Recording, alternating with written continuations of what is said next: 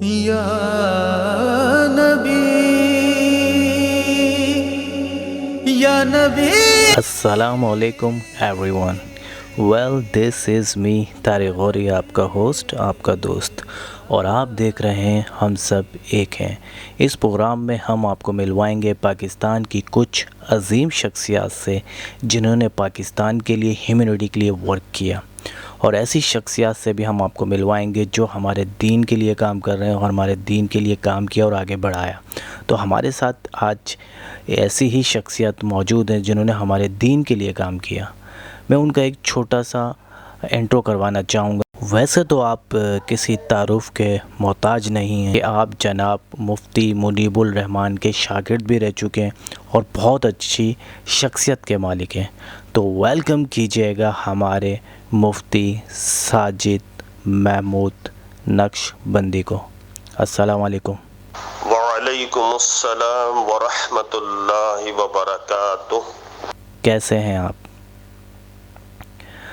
مفتی صاحب، ہم جاننا چاہیں گے کہ آپ نے اپنے کیریئر کا آغاز کیسے کیا اور آپ نے اپنی دنیاوی تعلیم حاصل کہاں سے کی اور دینی تعلیم کہاں سے حاصل کی؟ سب سے پہلے تو میں طارق بھائی آپ کا شکریہ ادا کرتا ہوں کہ آپ یہاں پر تشریف لائے. اللہ تعالیٰ آپ کو اس کی بہتر جزا عطا فرمائے. میرا تعلق گاؤں نیریاں شریف، شہر تراڑکھل، آزاد کشمیر سے ہے. میرے والد گرامی کا نام سردار محمد اشرف خان ہے، جو سیاست کے میدان میں آپ کا الحمدللہ بہت بڑا نام ہے، اور دربار عالیہ نیریاں شریف کے ساتھ ہی ہمارا گھر ہے. میں نے ابتدائی تعلیم مرشد آباد ہائی اسکول سے حاصل کی. پھر میرے والد گرامی کے یہ جذبات تھے، یہ خواہش تھی کہ میں اپنے ایک بیٹے کو عالم دین بناؤں، اور میرے بھی کچھ اسی طرح کے جذبات تھے. تو پھر میرے والد گرامی 1998 کے دسمبر میں برف باری کا موسم تھا، اسی برف باری کے عالم میں مجھے لے کر کراچی کی طرف روانہ ہوئے. ہمارے ایک کزن حفیظات بھائی علامہ مفتی نصیر اللہ نقش بندی صاحب وہاں موجود تھے، وہاں کے ناظم تھے. ان کی معرفت ہم یہاں دارالعلوم میں آئے. الحمدللہ وہاں کے اساتذہ سے میں نے اکتساب فیض کیا. سب سے پہلا سبق جو مجھے پڑھایا گیا، علامہ سید نذیر حسین شاہ صاحب، علامہ مفتی احمد علی سعیدی صاحب، حافظ علی عمران صدیقی صاحب، دیگر ہمارے اساتذہ ہیں. اور ان میں اس کے بعد پھر دیگر اسباق آگے بڑھتے گئے. ان میں مفتی اعظم پاکستان مفتی منیب الرحمان صاحب بھی ہمارے استاد ہیں. اور اس عہد کے سب سے بڑے مفسر اور محدث علامہ غلام رسول سعیدی صاحب، جن کا چند سال پہلے انتقال ہوا، وہ بھی الحمدللہ ہمارے استاد محترم ہیں. اس کے علاوہ علامہ جمیل احمد نعیمی صاحب، وہ بھی ہمارے استاد محترم ہیں. دورہ حدیث شریفہ میں نے وہاں پر تعلیم حاصل کی، اور اس کے ساتھ ساتھ پھر 2 سال تخصص فی الفقہ والافتاء، جسے آپ مفتی کورس کہتے ہیں، وہاں پر میں نے اس کی تکمیل کی. اس کے ساتھ ساتھ میں نے دنیاوی تعلیم کا سلسلہ بھی جاری رکھا. الحمدللہ میٹرک کی اور انٹر میں نے ریگولر کیا. پھر میں نے گریجویشن کیا، ایم اے اسلامیات کراچی یونیورسٹی سے کیا.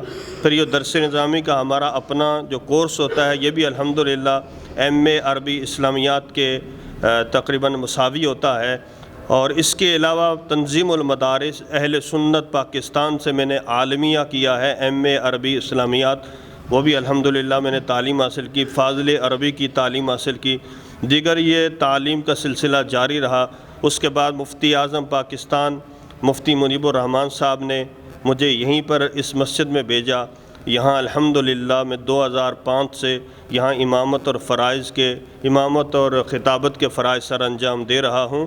تو یقیناً یہ ہمارے اساتذہ اکرام کی تربیت ہے.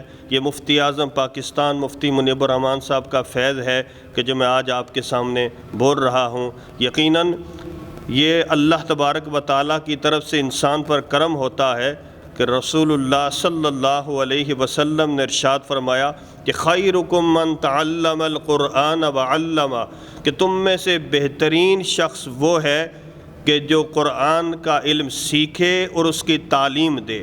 تو یقیناً اسی طرح ایک اور مقام پر میرے آقا کریم علیہ الصلاۃ والسلام نے ارشاد فرمایا کہ جس شخص کے ساتھ اللہ بہلائی کا ارادہ فرماتا ہے اسے دین کا علم عطا فرماتا ہے، دین کی سوجھ بوجھ عطا فرماتا ہے۔ تو یقیناً یہ ہمارے لیے، میرے لیے، میرے والدین کے لیے بڑا فخر کی بات ہے، بلکہ اس پر اللہ کا شکر ادا کرنا چاہیے کہ اللہ تبارک و تعالیٰ نے اس دین کی خدمت کے لیے ہمارا انتخاب کیا۔ یہ میرے آقا کریم علیہ الصلاۃ والسلام نے فرمایا اذا مات الانسان انقطع عنہ عملہ الا من ثلاثہ الا من صدقۃ جاریہ او علم ينتفع به او ولد صالح يدعو له۔ فرمایا جب انسان مرتا ہے اس کی نیکیوں کا سلسلہ منقطع ہو جاتا ہے، مگر تین چیزیں ایسی ہیں جو مرنے کے بعد بھی فائدہ دیتی ہیں۔ فرمایا ان میں ایک صدقہ جاریہ ہے، ایک نفع دینے والا علم ہے، اور وہ نیک اولاد ہے جو اپنے والدین کے لیے دعا کرے۔ تو یقیناً وہ والدین بھی خوش قسمت ہوتے ہیں کہ جن کی اولاد میں حافظ قرآن علماء اکرام پیدا ہوتے ہیں، چونکہ ان کے مرنے کے بعد وہ ان کے لیے دعائے خیر کرتے ہیں۔ تو الحمدللہ علم حاصل، یقیناً اللہ پاک نے فرمایا انما یخشی اللہ من عبادہ العلماء، کہ علماء ہی ہیں جو اللہ سے ڈرنے والے ہیں۔ اس میں کوئی شک نہیں ہے کہ بندے کے علم حاصل کرنے سے پہلے اور زندگی ہوتی ہے، اور پھر علم جب آتا ہے پھر انسان کی زندگی میں تبدیلی آتی ہے، شعور بیدار ہوتا ہے، پھر انسان کے دل میں خوف خدا دن بہ دن بڑھتا جاتا ہے۔ میرے آقا کریم علیہ الصلاۃ والسلام کی احادیث جب بندہ پڑھتا ہے تو یقیناً جب دل میں اترتی ہیں یہ عمل کا جذبہ پیدا ہوتا ہے، خوف خدا پیدا ہوتا ہے۔ تو اس علم کے ذریعے سب سے بڑی بات یہ ہے کہ یہ شعور پیدا ہوتا ہے، اس علم کے ذریعے خوف خدا پیدا ہوتا ہے، اور یہ علم اپنے لیے بھی فائدہ مند ہے، والدین کے لیے بھی فائدہ مند ہے، اور خاندان کے لیے بھی فائدہ مند ہے۔ اچھا، ہم یہ بھی جاننا چاہیں گے کہ جیسے آپ نے بتایا کہ ہم دین حاصل کرتے ہیں، تو جب آپ نے علم حاصل کیا تو آپ جب علم حاصل کرنے سے پہلے آپ کو کیسا فیل ہوتا تھا اس لائف میں، اور اب اس لائف میں جب آپ مفتی بن گئے ہیں، لوگوں کو آگے بتا رہے ہیں، سکھا رہے ہیں، دین آگے بڑھا رہے ہیں، تو اس میں اور اس میں آپ کو کیا فرق محسوس ہوتا ہے اور کیسا فیل خود کو ہوتا ہے؟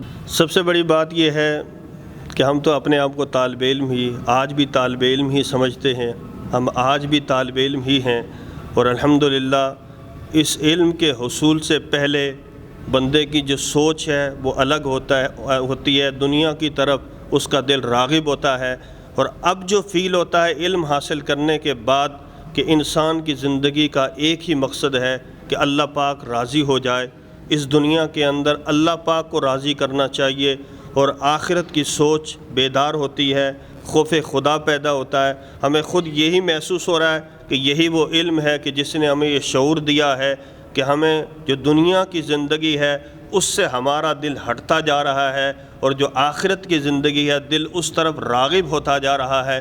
یہی علم دین کا سب سے بڑا فائدہ ہے۔ بے شک، اور جیسا کہ آپ کو معلوم ہے کہ مفتی صاحب، ہم لوگ سب کو ہی پتہ ہے کہ ماہ رمضان کی آمد ہے، تو ایسے جو شخص ہیں جو اپنی غفلت کی وجہ سے یہ مہینہ ضائع کر دیتے ہیں، اس کو حاصل نہیں کر پاتے، تو ان کا کتنا نقصان ہوتا ہے، اور جو حاصل کر لیتے ہیں اس بابرکت مہینے کو، ان کی عبادت کر لیتے ہیں، تو ان کو کتنا بڑا فائدہ ہوتا ہے، تو اس حوالے سے بھی اس پہ روشنی ڈالیے گا نا۔ رسول اللہ صلی اللہ علیہ وسلم نے ارشاد فرمایا کہ جس شخص نے ماہ رمضان کو پایا اور وہ جنت حاصل نہ کر سکا، فرمایا اس کی ناک خاک آلود ہو جائے۔ یہ میرے آقا کریم علیہ الصلاۃ والسلام نے اس پر آمین کہی، جبرائیل امین نے جب یہ کلمہ ارشاد فرمایا، تو اب نبی علیہ الصلاۃ والسلام نے ایک اور مقام پر ارشاد فرمایا کہ جس شخص نے ماہ رمضان کا ایک روزہ چھوڑا، فرمایا وہ پوری زندگی اگر روزہ رکھتا رہے تو پھر بھی اس کے اجر کو نہیں پا سکتا۔ اس کے اجر کو پانے کے لیے ضروری یہ ہے کہ ہم رمضان کی آمد سے پہلے ہی اپنی جو عبادات کا شیڈول ہے اسے تیار کر لیں، تنظیم سازی کر لیں۔ جو لوگ پہلے سے اس کا شیڈول بناتے ہیں وہ صحیح معنوں میں اس ماہ مبارک میں عبادات کر پاتے ہیں۔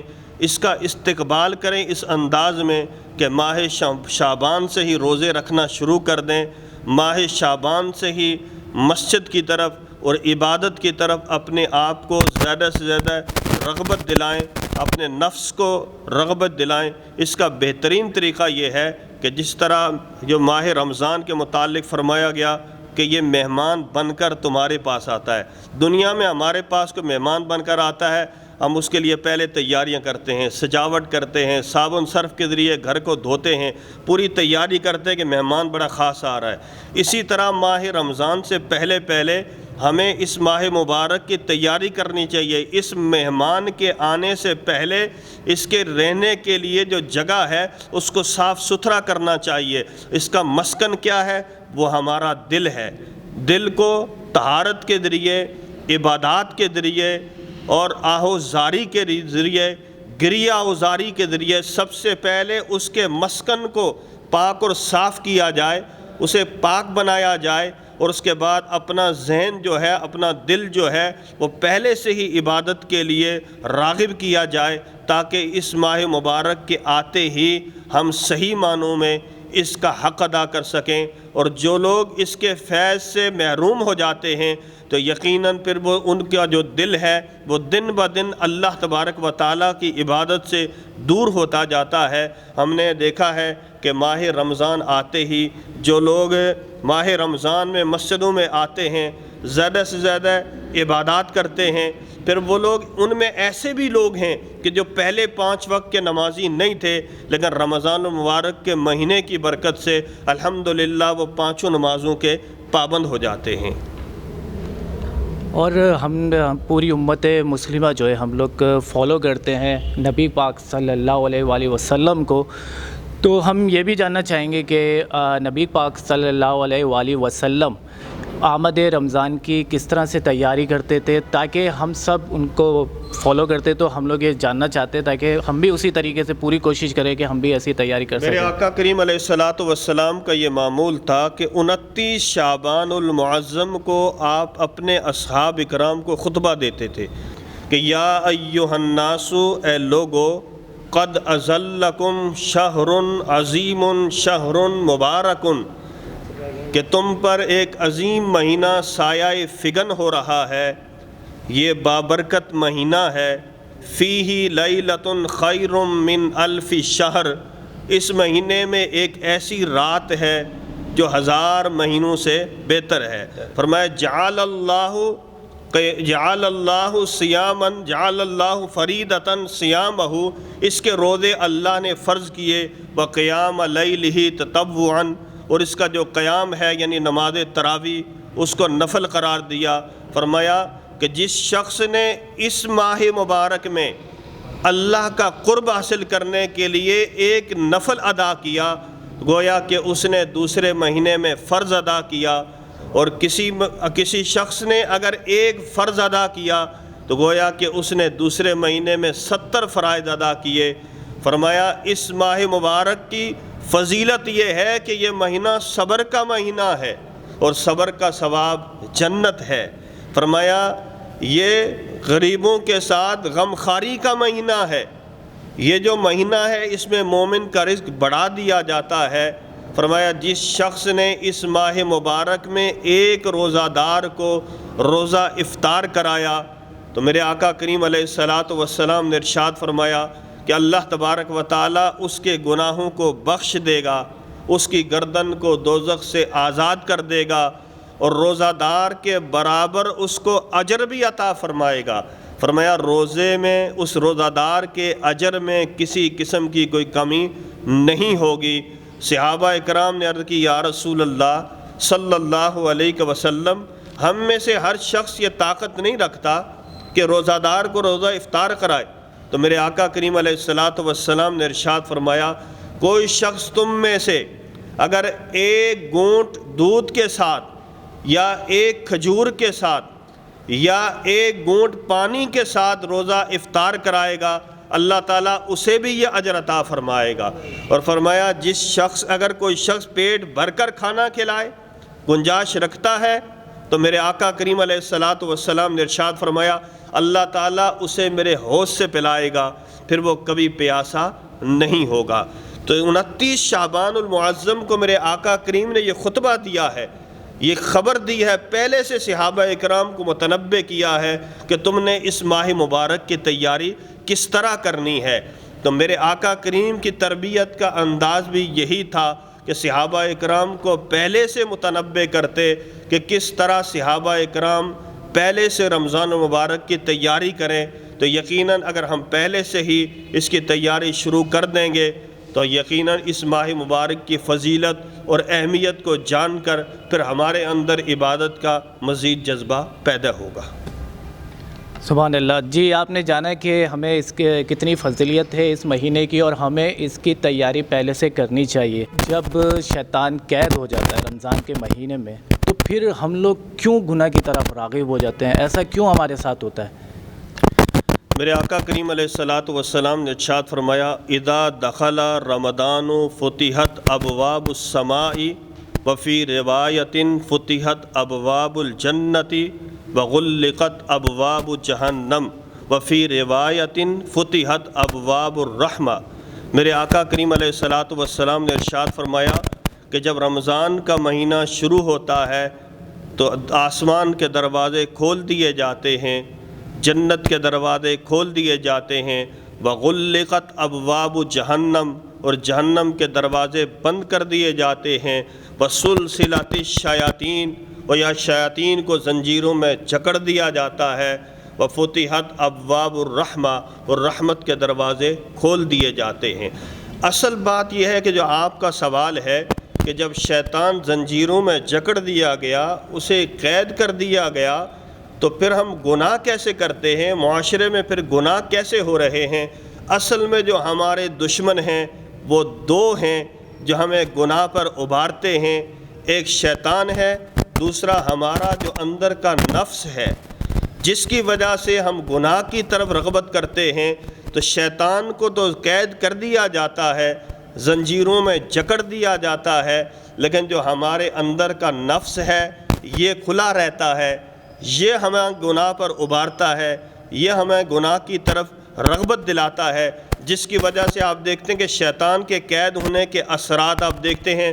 پہلے مساجد خالی ہوتی ہیں، جیسے ہی ماہ رمضان کا چاند نظر آتا ہے مسجدیں بھر جاتی ہیں، پورا سال قرآن پاک بند ہوتے ہیں، لیکن جیسے ہی رمضان المبارک کا چاند نظر آتا ہے قرآن پاک کی تلاوت شروع ہو جاتی ہے، تسبیحات شروع ہو جاتی ہیں، عبادات کا ذوق بڑھ جاتا ہے۔ یہ شیطان کے قید ہونے کے وہ اثرات ہیں جو ہمیں نظر آتے ہیں۔ اور جو آپ دیکھیں اس کے ساتھ ساتھ سود چل رہا ہے، رشوت خوری چل رہی ہے، بد نظری ہو رہی ہے، تو یہ ہمارے جو نفس ہے، یہ اس نفس کی وجہ سے، جو نفس کا دھوکہ ہے، جو نفس ہمیں گناہ پر ابھارتا ہے۔ اس لیے کہ ہر انسان کے ساتھ باہر کا شیطان تو ہوتا ہے، ہر انسان کے ساتھ اندر کا شیطان بھی ہوتا ہے۔ اب چونکہ اندر کا شیطان ہے وہ اس کے ساتھ رہتا ہے، جس کی وجہ سے ہمارے معاشرے میں رمضان المبارک کے مہینے میں بھی لوگ گناہوں میں مبتلا ہوتے ہیں۔ اچھا، میں نے شروع میں یہ بھی دیکھا کہ شروع میں نا کافی وقت ہوتا ہے تراویحوں میں، نمازوں کی طرف، پھر یہ اینڈ میں تھوڑا سا تراویح کی طرف سے لوگ ہٹنے لگتے ہیں۔ یہ بھی کیا ہمیں شیطان وغیرہ آتا ہے، یا یہ ہمارا جو اندر کا جو آپ نے بتایا نفس ہے اس وجہ سے ہوتا ہے؟ یہ تو ہے، یہ تو رمضان مبارک میں جو بھی گناہ ہوتے ہیں وہ نفس کی وجہ سے ہوتے ہیں، اور اس کی اور بھی وجوہات ہیں کہ شروع میں لوگوں کا ذرا جذبہ بڑھ جاتا ہے، پھر لوگ 10 رمضان کے بعد 15 رمضان کے بعد شاپنگ وغیرہ میں لگ جاتے ہیں، مارکیٹوں کا رخ اختیار کر لیتے ہیں، اس میں ہماری خواتین بھی ہوتی ہیں، اب بچوں کو لے کر، خواتین کو لے کر خواتین مرغلاتی ہیں، بس یہ شیطان ہے، ہمارے اندر کا بھی شیطان ہے۔ تو بس یہ ہے کہ یہ چیزیں پھر ہم لگ جاتے ہیں شاپنگ وغیرہ کی چیزوں کی طرف، ان چیزوں کی طرف لگ جاتے ہیں، پھر ہمارا جو رجحان ہے وہ عبادت کی طرف سے کم ہو جاتا ہے۔ پھر اس کی ایک وجہ یہ بھی ہے کہ ہمارے ہاں زیادہ تر آپ دیکھتے ہیں کہ لوگ 10 روزہ 20 روزہ 5 روزہ نماز تراویح پڑھ کے لوگ سمجھتے ہیں ہم آزاد ہو گئے، حالانکہ یہ آزادی نہیں ہے۔ آپ نے بے شک آپ 10 روزہ نماز تراویح پڑھیں، لیکن تراویح آپ نے آخری رمضان تک پڑھنی ہے۔ قرآن پاک تو آپ نے ختم کر لیا، سن لیا، لیکن تراویح آپ نے پڑھنی ہے۔ تو اس لیے آخر تک میرے بھائیوں، میرے دوستوں، بزرگوں، جہاں تک نوجوانوں میرا پیغام جا رہا ہے، تو آپ پہلی رمضان سے لے کر آخر تک آپ نے نماز تراویح پابندی کے ساتھ ادا کرنی ہے، قرآن پاک کی تلاوت کرنی ہے۔ اس ماہ رمضان کے ایک ایک لمحے کو اتنا قیمتی سمجھیں کہ یہ ایک لمحہ بھی اگر ہمیں ضائع ہو گیا ہم سے تو دوبارہ یہ لمحات ملتے نہیں ہیں۔ اس لیے پہلی رمضان مبارک سے لے کر آخر تک ہمیں عبادت کا وہی جذبہ، وہی شوق ہونا چاہیے۔ بلکہ میں یہاں پر ایک بات یہ کہوں گا کہ اس رمضان المبارک میں 29 شعبان کو بھی اپنا محاسبہ، اپنا جائزہ لینا چاہیے، پھر 29 رمضان کو بھی لینا چاہیے۔ اگر ہمارے اندر کوئی تبدیلی نہیں آئی ہے، پھر وہی 10 دنوں میں آخری میں ہم شاپنگ میں لگے ہوئے ہیں، پھر ہم نے رمضان کے مقصد کو نہیں پایا، پھر وہ ان عبادات کو ہم صحیح معنوں میں اپنے اندر اس کے اثرات کو جذب نہیں کر پائے۔ یہ اسی صورت میں ممکن ہے کہ ہمارے اندر تبدیلی پیدا ہو۔ بلکہ جو روزے کا مقصد بھی بتایا گیا، فرمایا یا ایھا الذین آمنوا کتب علیکم الصیام کما کتب علی الذین من قبلکم لعلکم تتقون، کہ ایمان والو تم پر روزے فرض کیے گئے جس طرح کہ تم سے پہلے لوگوں پر فرض کیے گئے تھے تاکہ تم متقی بن جاؤ۔ تو روزے کا مقصد یہی بتایا کہ تمہارے اندر تقوی پیدا ہو، تمہارے اندر طہارت پیدا ہو۔ اگر روزہ رکھنے کے بعد بھی، تلاوت قرآن پڑھنے کرنے کے بعد بھی، تسبیحات پڑھنے کے بعد بھی اگر ہمارے اندر تقوی پیدا نہیں ہوا، تبدیلی پیدا نہیں ہوئی، تو پھر اس عبادت کا جو مقصد ہے وہ ہم نے نہیں پایا۔ روزے کا جو مقصد ہے وہ ہم حاصل نہیں کر پائے۔ حاصل اسی صورت میں کر پائیں گے، میرے آقا نے فرمایا تم نے اپنے اندر تقوی پیدا کرنا ہے، تقوی پیدا کرنا ہے۔ اچھا، ایک آپ نے ایک بات فرمائی کہ ہم جتنا ہو سکے آخر تک تراویح پڑھیں اور عبادت کریں۔ اچھا، آپ جیسا کہ ہم لوگ اب آپ دیکھ رہے ہیں کہ اتنی مہنگائی کا دور ہے، اب ہر شخص روز کما رہا ہے، روز کھا رہا ہے، ٹھیک ہے۔ اب ایسی مصروفیات میں، ایسی مجبوری میں بے شک بابرکت مہینہ ہمیں عبادت کرنی ہے۔ اب اس میں وہ شخص جو روز کماتا ہے، روز کھاتا ہے، وہ کیسے ٹائم نکالے، وہ کیسے تراویح پڑھے؟ اب کسی کی نائٹ ڈیوٹی بھی ہوتی ہے، ایسے مسئلے مسائل ہیں، تو ان آپ تھوڑی روشنی ڈالیے کہ وہ ایسے کیا عمل کریں کہ اس مہینے کو بھی پالیں اور عبادات کا اجر زیادہ سے زیادہ حاصل کر لیں۔ میں نے شروع میں ایک بات عرض کی تھی کہ اس کے لیے تنظیم سازی ضروری ہے، اس کے لیے عبادات کا شیڈول کا ہونا ضروری ہے۔ دنیاوی مصروفیات کو ہمیں کم کر کے، اس میں شک نہیں ہے آپ روزگار بھی کریں، لیکن اگر کسی کی ڈیوٹی اس وقت میں ہے تو وہ کوشش کرے کہ وہ بعد میں اپنی نماز تراویح بغیر جماعت کے بھی ادا کر سکتا ہے۔ اگر اس کو کہیں پورا قرآن پاک 5 روزہ، 7 روزہ، 10 روزہ سننے کو ملتا ہے تو بھلے وہ نماز تراویح میں قرآن سن کر اس سنت پر عمل کر کے اس کے بعد نماز تراویح اپنے گھر میں بھی ادا کر سکتا ہے۔ عبادات کا شیڈول بنایا جائے، دنیاوی چیزوں میں، دنیاوی کاموں میں تھوڑی کمی رکھ کر عبادات کا جو شیڈول ہے اس میں زیادہ سے زیادہ عبادات رکھی جائیں۔ رات کی تنہائی میں عبادت کی جائے۔ ڈیوٹی ظاہر سی بات ہے 24 گھنٹے تو نہیں ہوتی، 10 گھنٹے 12 گھنٹے ڈیوٹی ہے، وہ ڈیوٹی کے علاوہ جو وقت ہے اس کو کم از کم اپنی عبادت کے لیے تقسیم کریں۔ روزانہ کم از کم اتنی تلاوت کریں کہ رمضان المبارک کے پورے مہینے میں ایک بار قرآن پاک ختم کریں۔ تسبیحات پڑھیں، روزانہ کم از کم 300 بار، 350 بار یا 1000 مرتبہ درود پاک پڑھیں۔ یا اگر رمضان المبارک میں ویسے لوگ اٹھے ہوئے ہوتے ہیں، راتوں میں سوتے نہیں ہیں ویسے بھی، تو ان کو چاہیے کہ کم از کم سحری کرنے سے پہلے 2 رکعت نفل پڑھ لیں، 4 پڑھ لیں، جتنا ہو سکتا ہے قیام اللیل کی نیت کر کے۔ اگر عشاء کے بعد سوئیں تو تہجد کی نیت کر کے کم از کم 2 رکعتیں پڑھ لیں۔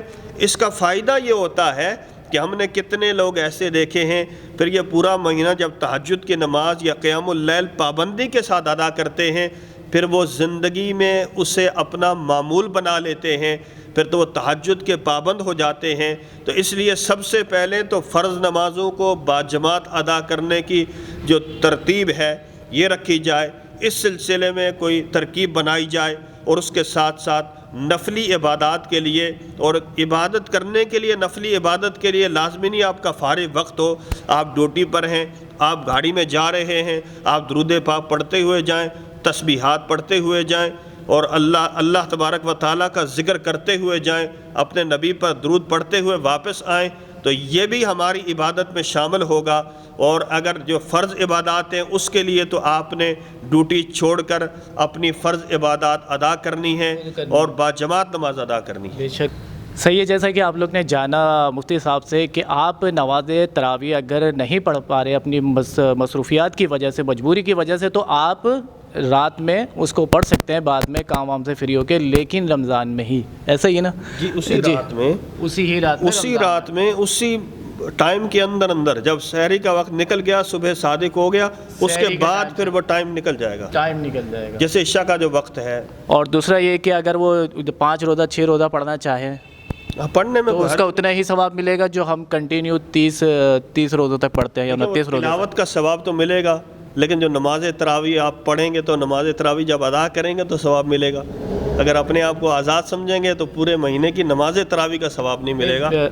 پھر یہ ہے کہ قرآن پاک کی تلاوت کا ثواب ملے گا، جو تلاوت آپ نے سنی ہے کسی 27 روزہ میں یا 10 روزہ میں، پوری تلاوت کا ثواب تو آپ کو ملے گا، لیکن نماز تراویح کا ثواب جب ہی ملے گا جب آپ آخر تک نماز تراویح ادا کریں گے۔ بے شک صحیح بات ہے کہ آپ اپنے آپ کو آزاد نہ سمجھیں کہ میں نے یہ عمل کر لیا یا تراویح پڑھ لی تو میں آزاد ہو گیا۔ اس مہینے میں آپ جتنی ہو سکے آپ عبادت کر سکتے ہیں تو کریں۔ ہم کمانے کے لیے بھی تو نکلتے ہیں نا، ہم سوچتے ہیں کہ جتنا ٹائم لگائیں زیادہ سے زیادہ ایک دن میں پیسہ کما لیں، تو یہ مہینہ آپ کے لیے ایک گولڈن چانس ہے، جس نے اس کو اویل کر لیا، حاصل کر لیا، جتنی عبادت ہو سکتی ہے آپ کریں۔ مفتی صاحب نے آپ کو سمجھایا، گائیڈ کرایا کہ اگر آپ مصروف ہیں تو آپ کیسے آپ اپنی عبادت کو کنٹینیو رکھ سکتے ہیں بزی ہوتے ہوئے، ساتھ رہتے ہوئے۔ مفتی صاحب ہم یہ جاننا چاہیں گے، کیا رمضان میں فقط حقوق اللہ ہی کی ترغیب دیتا ہے یا حقوق العباد کی بھی ترغیب دیتا ہے؟ رمضان المبارک ہمیں حقوق اللہ کے ساتھ ساتھ حقوق العباد کی تعلیم دیتا ہے، ترغیب دیتا ہے۔ میرے آقا کریم علیہ الصلاۃ والسلام نے ارشاد فرمایا کہ جس شخص نے اپنے غلام کے ساتھ تخفیف کی، اللہ تبارک و تعالیٰ اس کے گناہ کو بخش دے گا اور اس کی گردن کو دوزخ سے آزاد کر دے گا۔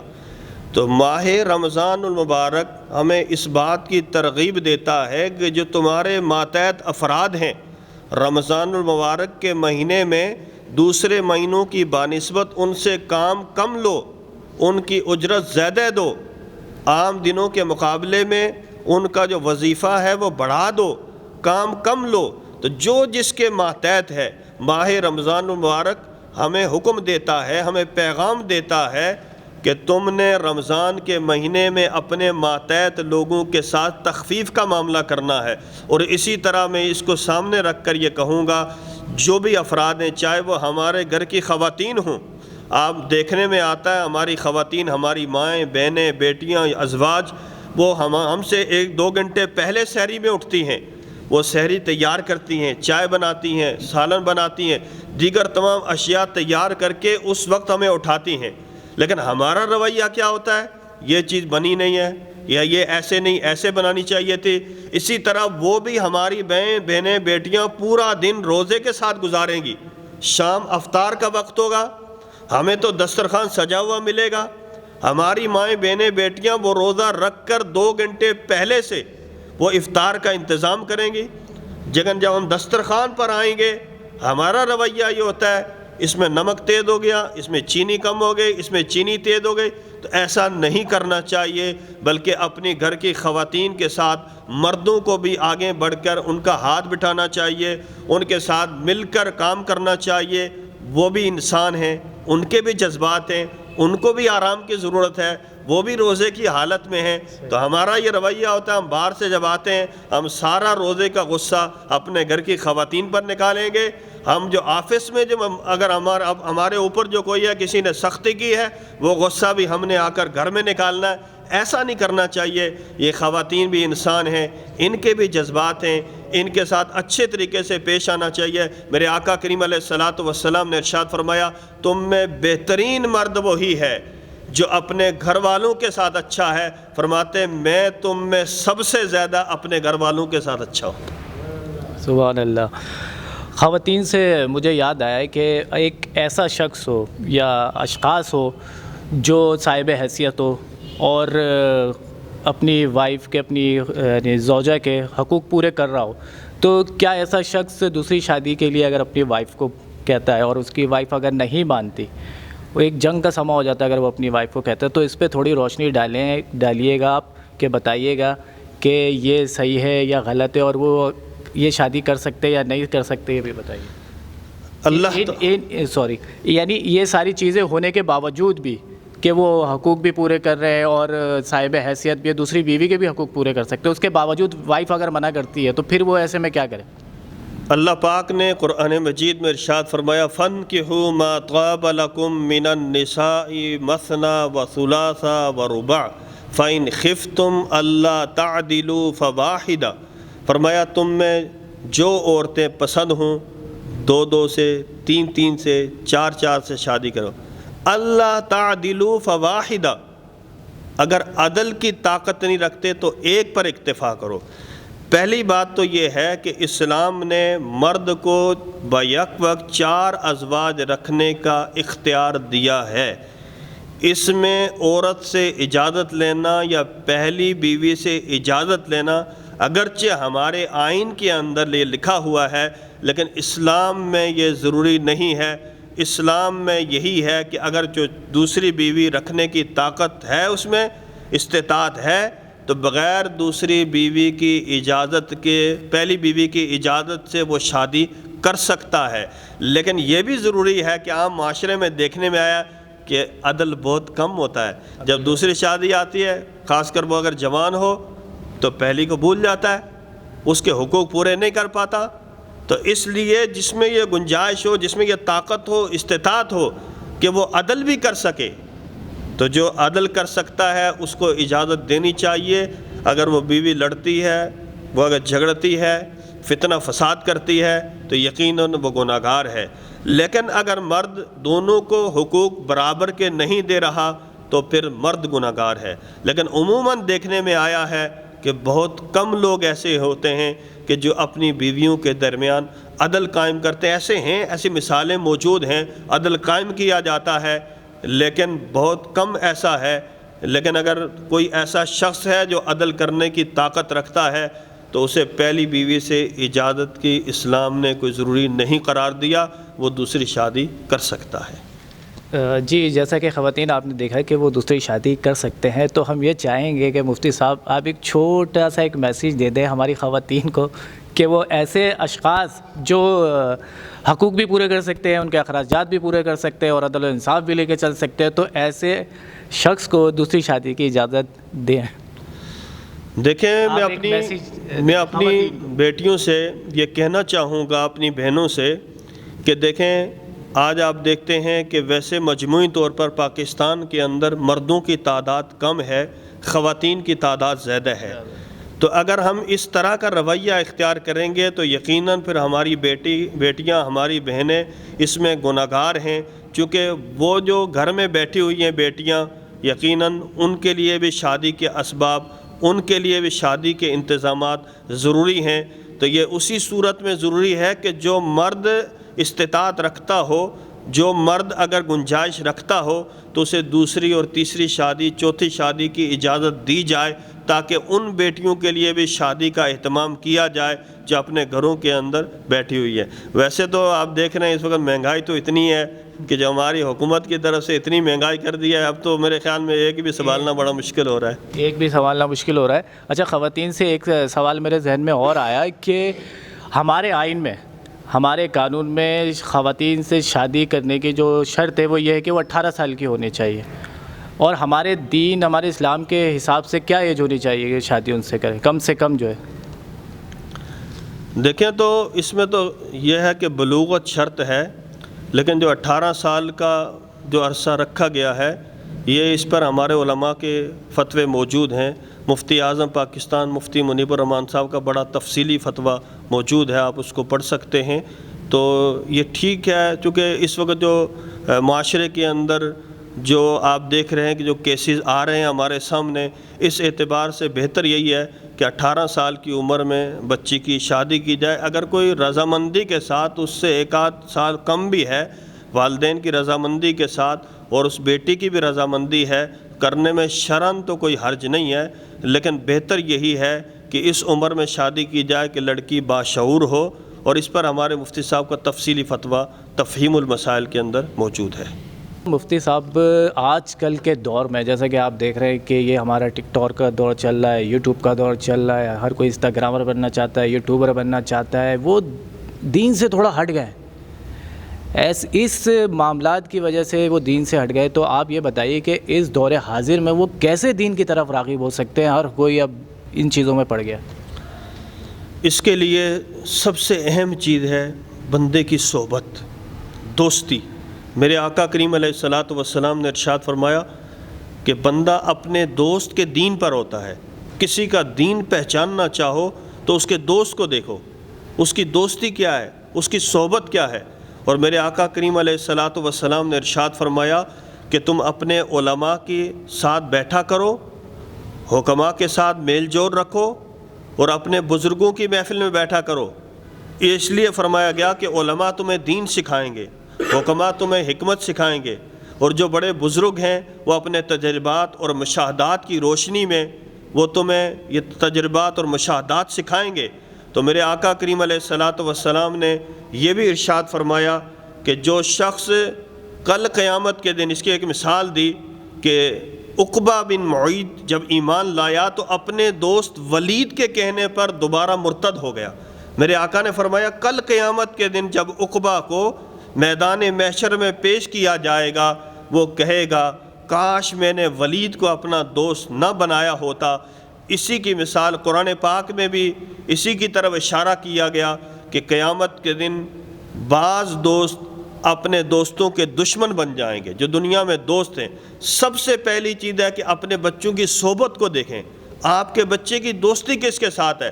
علماء کے ساتھ رابطے میں رہیں، ائمہ کے ساتھ رابطے میں رہیں، دیندار لوگوں کے ساتھ رابطے میں رہیں. اور میں کہوں گا میں والدین کو کہ سب سے اچھا دوست آپ خود اپنے بچوں کا بن جائیں تو یقیناً آپ خود جب دین کی طرف راغب ہوں گے تو آپ کے بچے بھی دین کی طرف راغب ہوں گے. یہ بولنے سے زیادہ ضروری ہے کہ بندہ خود کام کرے. کسی نے کہا گیا نا کہ آپ جو شخص یہ چاہے کہ میری اولاد ویسی بن جائے تو وہ خود ویسا بن جائے. اس کی اولاد خود بخود بنے گی. سب سے پہلے گھر کا ماحول دیں. اگر باپ خود کھڑے بیٹھ کے ٹی وی دیکھ رہا ہے، بچے کو بول رہا ہے بیٹا جاؤ نماز پڑھو، بیٹا کبھی نہیں جائے گا. ابا جی کو چاہیے سب سے پہلے خود وضو کریں، سب سے پہلے خود وضو کر کے بچے کو بولیں وضو کرو، ہاتھ میں لے کر بچے کو مسجد کی طرف جائیں. اور اسی طرح پھر دیکھیں باہر بچے کی صحبت کیا ہے. تو اس لیے میرے بھائیوں، دوستوں، بزرگوں، میں یہ پیغام دینا چاہوں گا اپنے بچوں کی صحبت کو دیکھیں. اگر آپ کے بچے کی صحبت اچھی ہے، آپ کا بچہ خود بخود دین کی طرف رغبت اختیار کرے گا، دین کی طرف راغب ہوگا. اگر آپ کے بچے کی صحبت اچھی نہیں ہے، اس کی مثال میرے آقا نے فرمایا، اس اچھے دوست اور برے دوست کی مثال فرمایا اچھے دوست کی مثال عطر فروش کی طرح ہے، اور برے دوست کی مثال فرمایا بھٹی پھونکنے والے کی طرح ہے.